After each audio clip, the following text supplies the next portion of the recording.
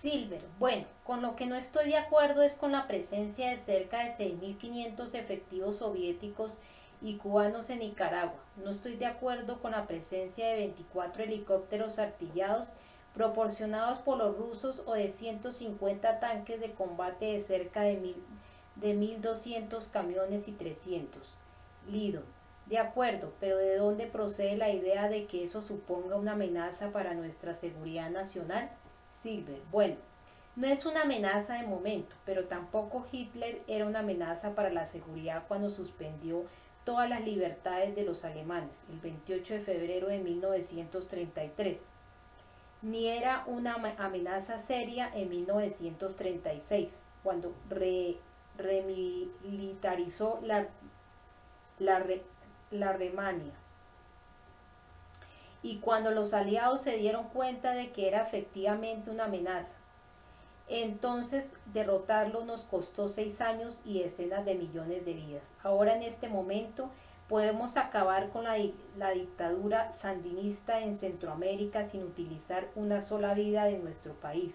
Lo único que tenemos que hacer es pagar a los que disparan.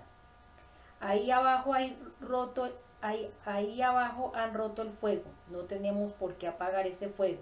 Lo único que nos piden es que paguemos a los soldados. Si nos esperamos, si decidimos no hacer nada hasta que los rusos hayan colocado allí una base terrestre y empiece a crecer. Y crecerá. Si dejamos que lo haga, entonces tendremos que enfrentarnos a otro hecho, a una posibilidad de guerra. No es una amenaza actual, es un agente contaminado. Si la gente no tiene cabeza suficiente para darse cuenta de que un fuego pequeño en una habitación representa una amenaza, no porque sea un fuego pequeño, sino porque una chispa se acaba convirtiendo en una hoguera, entonces la historia no ha servido para que aprendamos nada. Laido, es el turno de Noam Chomsky para responder a la cuestión de la amenaza para la seguridad de los Estados Unidos y el continente. Chomsky, bueno, considerar que Nicaragua significa una amenaza es como preguntarse si la Unión Soviética se siente amenazada por Luxemburgo. El señor Silver ha mencionado a Hitler y yo soy lo suficientemente viejo para recordar los discursos de Hitler, en los cuales se refería justamente a que Polonia era una amenaza para Alemania y por tanto Alemania tenía que defenderse. Pero incluso esa comparación es excesiva. Es cierto que Nicaragua ha acabado armándose y mucho con ayuda soviética. Ello se debe a que está siendo atacada por una superpotencia que además ha bloqueado cualquier otra posible fuente de abastecimiento. Por ejemplo, hasta el embargo de mayo del pasado año, el comercio de Nicaragua con el bloque soviético no pasaba del 20%. Antes del embargo, su armamento procedía de varias fuentes, pero entonces decidimos bloquear los suministros.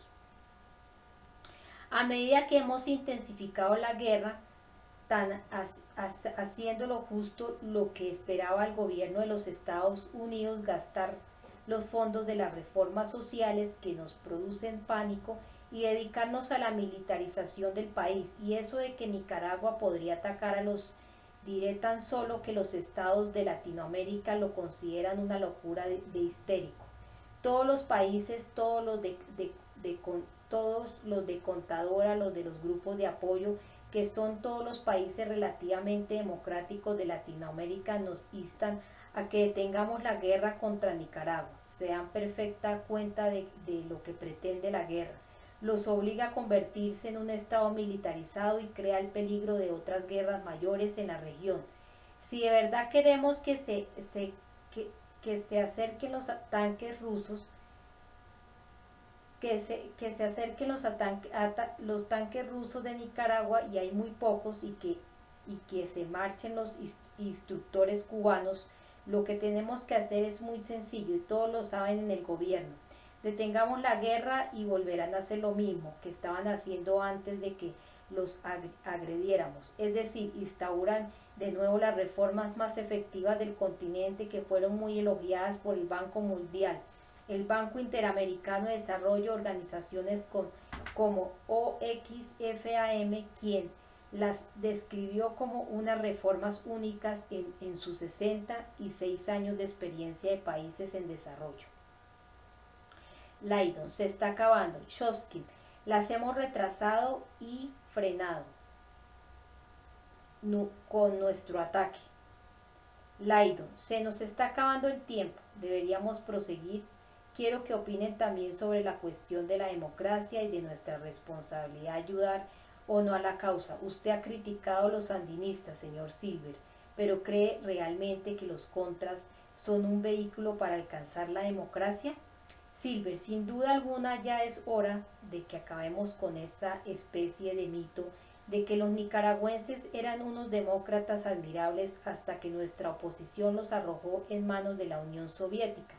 Eso es inyectarse la historia y el señor Chomsky sabe que es falso. Desecho cuando terminó la revolución en julio de 1979, los sandinistas vinieron a Washington después de haber prometido solemnemente en la Organización de Estados Americanos que celebrarían elecciones libres. Entonces recibieron préstamos por valor de 117 millones de dólares, recibieron créditos del Banco Mundial gracias a la intermediación de los Estados Unidos.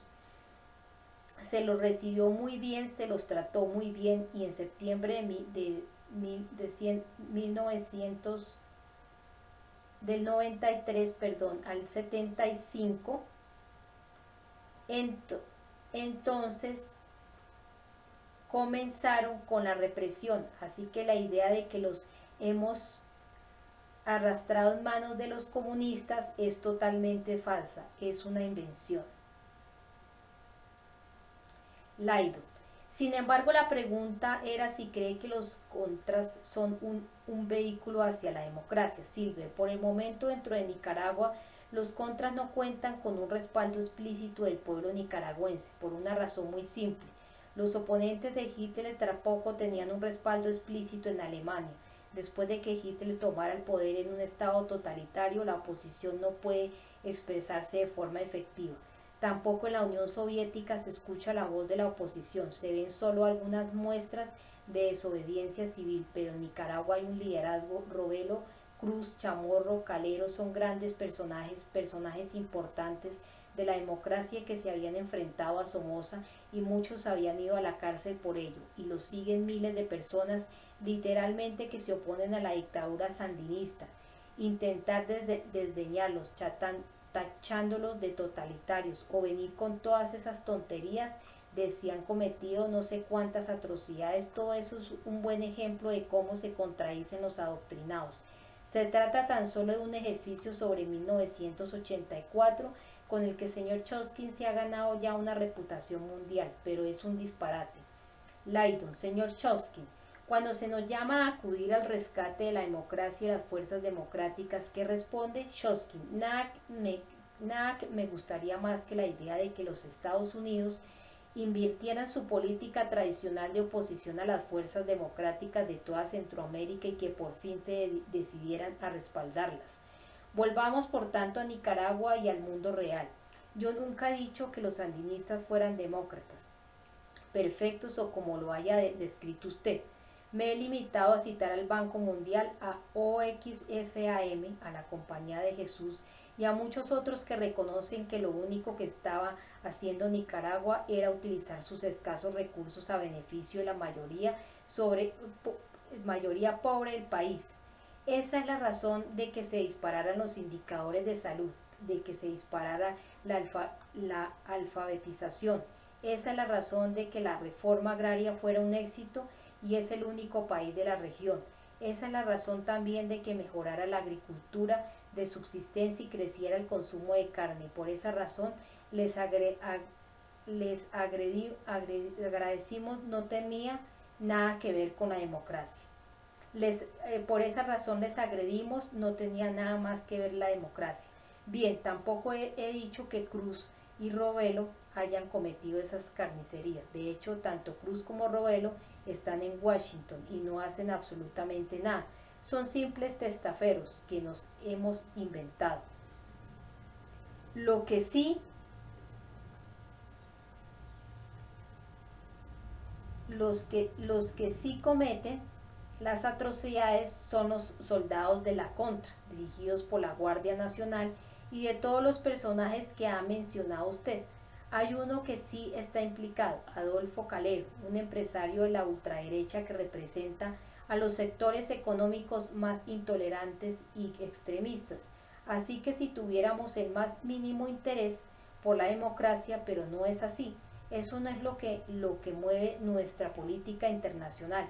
Volveríamos la vista hacia otros países sobre los que ejercemos nuestra influencia, como El Salvador. Sucede que El Salvador no insultan al arzobispo, lo matan, no censuran la prensa, la liquidan, y enviaron al ejército para que volara la emisora de radio de la iglesia. El director del único periódico independiente fue hallado en una zanja, mutilado y destrozado con un machete. Silver, ¿podría acaso Chomsky, me permite continuar? Yo no le he interrumpido. Silver, ¿podría acaso ponerle fechas a todo lo que va diciendo? Chomsky, disculpe, sucedió en 19.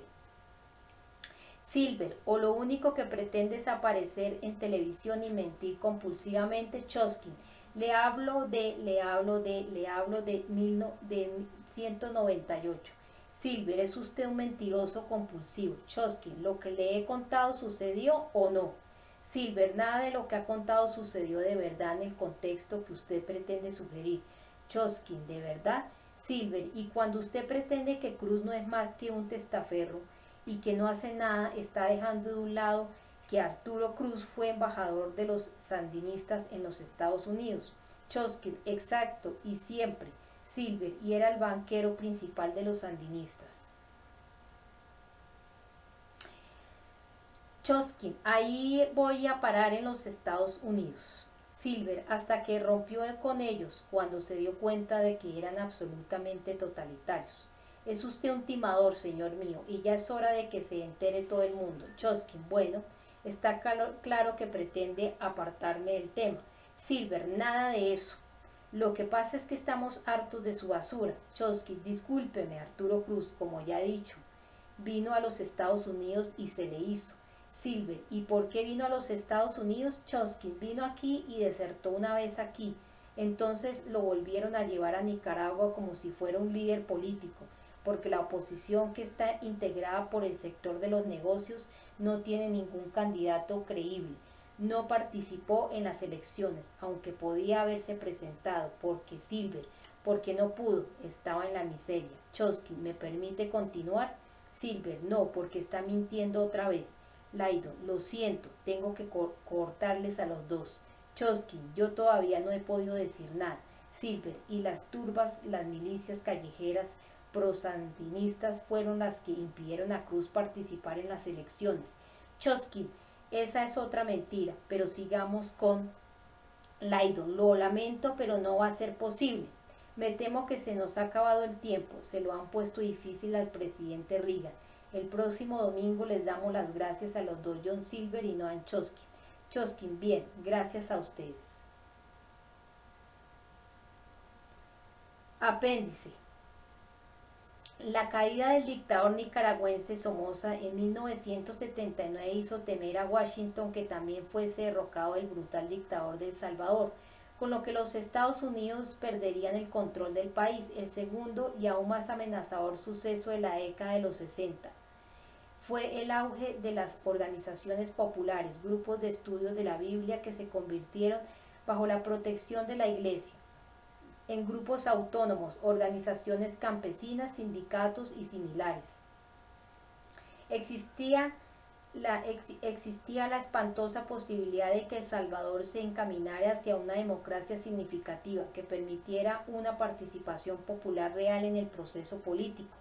La administración Carter reaccionó a estas amenazas en El Salvador, respaldando en octubre de 1979 un golpe dirigido por militares reformistas, mientras se aseguraba por otra parte de que los elementos militares más reaccionarios continuasen en posiciones de predominio. En febrero de 1980 el arzobispo Romero suplicó a Carter que no prestase apoyo militar a la Junta, puesto que según sus palabras haría que aumentase la injusticia e endureciera la represión desatada contra las organizaciones populares que combatían para defender los derechos humanos más esenciales. Sin embargo, la médula de la política estadounidense consistía justamente en aumentar la represión, aniquilar las organizaciones populares e impedir la independencia. Así pues, Carter ignoró la súplica del arzobispo Romero y envió ayuda para fortalecer el papel clave del ejército en las reformas. El arzobispo Romero fue asesinado en marzo de 1980 y se inició una investigación judicial dirigida por el juez Atilio Ramírez, que acusó al general Medrano, organizador de los escuadrones de la muerte y favorito de los Estados Unidos, y al líder derechista Robert de Augustin de haber contratado a los asesinos. Poco después, el juez Ramírez tuvo que abandonar el país, tras haber recibido amenazas de muerte y haber sufrido un atentado. El juez llegó a la conclusión de que sin duda alguna la policía y la Fiscalía General estaban implicadas desde el principio en una conspiración para echar tierra sobre el asunto. La universidad fue cerrada en junio tras un ataque del ejército que ganó un elevado número de muertos, entre los que se encontraba el rector. Las instalaciones fueron saqueadas y destruidas. Mientras tanto, se eliminaron los medios de comunicación independientes mediante las bombas y el terror, otro de los requisitos previos de las elecciones libres que legitimarían al régimen cliente. Fueron hallados los cuerpos destrozados por los machetes del editor y uno de los reactores, La Crónica del Pueblo, y un segundo diario, El Independiente.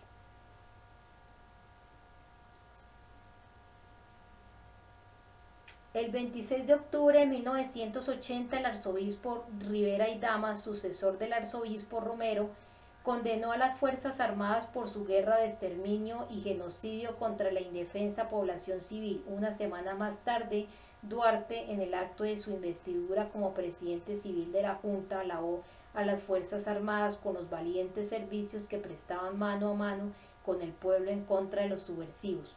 Durante las elecciones en El Salvador, el New York Times, Time News y las noticias de la CBS no mencionaron siquiera la destrucción violenta y los asesinatos de La Crónica y El Independiente, ni la gran cantidad de periodistas asesinados. Nota sobre el autor y el editor. Noam Chomsky, autor de más de 80 libros, se doctoró en lingüística en la Universidad de Pensilvania en 1955. En la actualidad es profesor en el Departamento de Lingüística y Filosofía del Instituto Tecnológico de Massachusetts y reside en Lexington. Su trabajo de investigación lingüística han sido estudiados y discutidos durante más de 5 décadas gracias a un enfoque multidisciplinar que reacciona estrechamente al estudio del lenguaje con la filosofía, la sociología, la biología y las ciencias cognitivas.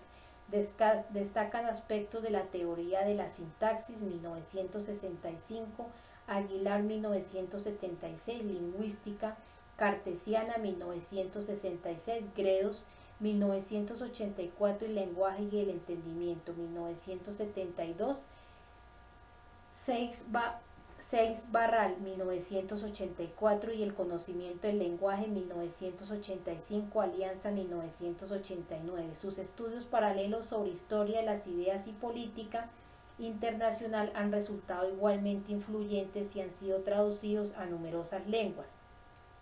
En este ámbito destacan sobre política y lingüística, Anagrama, 1971, la Segunda Guerra Fría crítica de 1984, La Quinta Libertad crítica, 1988, sobre el poder y la ideología, Visor, 1989, La cultura del terrorismo, edición B, 1989, Los guardianes de la libertad crítica de 1990, El miedo a la democracia crítica, 1992, El nuevo orden mundial y el viejo crítica, 1996, Lucha de clases crítica, 1996, El beneficio es lo que cuenta crítica, 2000, y Actos de agresión crítica, 2000.